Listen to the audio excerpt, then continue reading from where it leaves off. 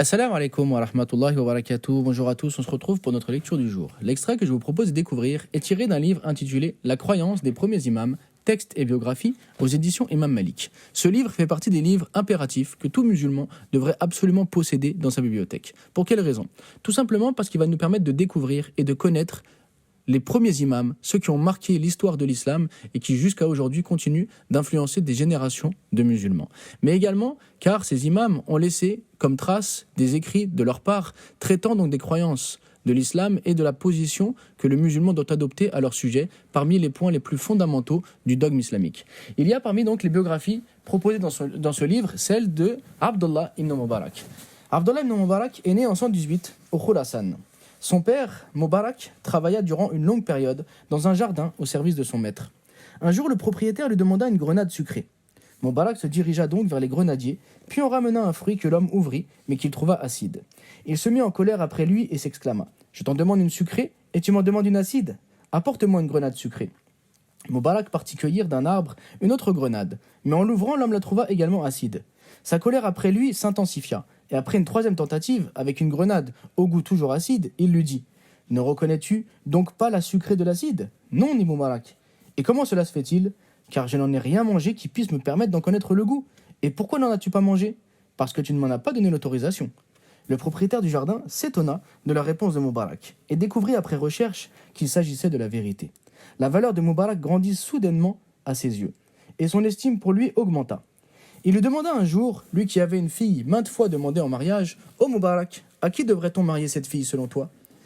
Les gens de la période anté-islamique, répondit Mubarak, mariaient leurs filles en fonction de la noblesse, les juifs en fonction de la richesse, les chrétiens en fonction de la beauté, et cette communauté, la communauté musulmane, en fonction de la religion.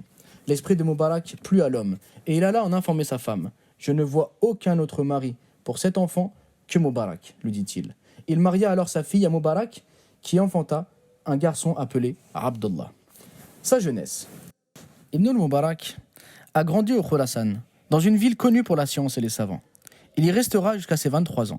Son premier voyage pour la science est daté de 141.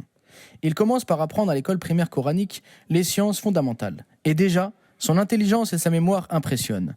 L'un de ses anciens camarades raconte « Nous étions de jeunes enfants de l'école coranique. Un jour, je passais en compagnie d'Ibn al-Mubarak près d'un homme en train de prononcer un discours. Son discours fut très long. Quand il eut terminé, Ibn al-Mubarak me dit « Je l'ai entièrement mémorisé. » Un homme de la foule l'ayant entendu lui dit « Répète-le » Alors, Abdullah ibn al-Mubarak le répéta et il avait effectivement mémorisé entièrement le discours. Il apparaît néanmoins qu'Ibn al-Mubarak se détourna quelque temps des études et se laissa aller à quelques distractions. On rapporte ainsi qu'Abu Hanifa l'observa un jour et l'interrogea sur ses débuts dans la science. Il dit « J'étais assis avec mes frères dans un jardin, et nous mangeâmes et bûmes jusqu'à la nuit. J'aimais en ce temps jouer de la musique. Je m'endormis ensuite à l'aube, et vis en songe un oiseau au-dessus de ma tête, perché sur un arbre qui récitait. Le moment n'est-il pas venu, pour ceux qui ont cru, que leur cœur s'humilie à l'évocation d'Allah et devant ce qui est descendu de la vérité. Certainement, m'exclamai-je, puis je me réveillai et cassai mon instrument de musique et déchirai ce que j'avais sur moi. Cela marqua le début de mon ascétisme. » Ces voyages en quête du savoir. C'est donc en 141 et à l'âge de 23 ans qu'Ibn al-Mubarak effectuera son premier voyage en quête du savoir et traversera bien des contrées. Abdurrahman ibn Abi Hatim a dit « J'ai entendu mon père dire « Ibn al-Mubarak parcourut la terre lors de ses voyages pour recueillir le hadith. » Abu Usama révèle quant à lui « Je n'ai pas vu un homme rechercher autant la science à travers le monde qu'Ibn al-Mubarak. » Et Zakaria dit « J'ai vu en rêve Ibn al-Mubarak et je lui ai demandé « Qu'a fait Allah de toi ?»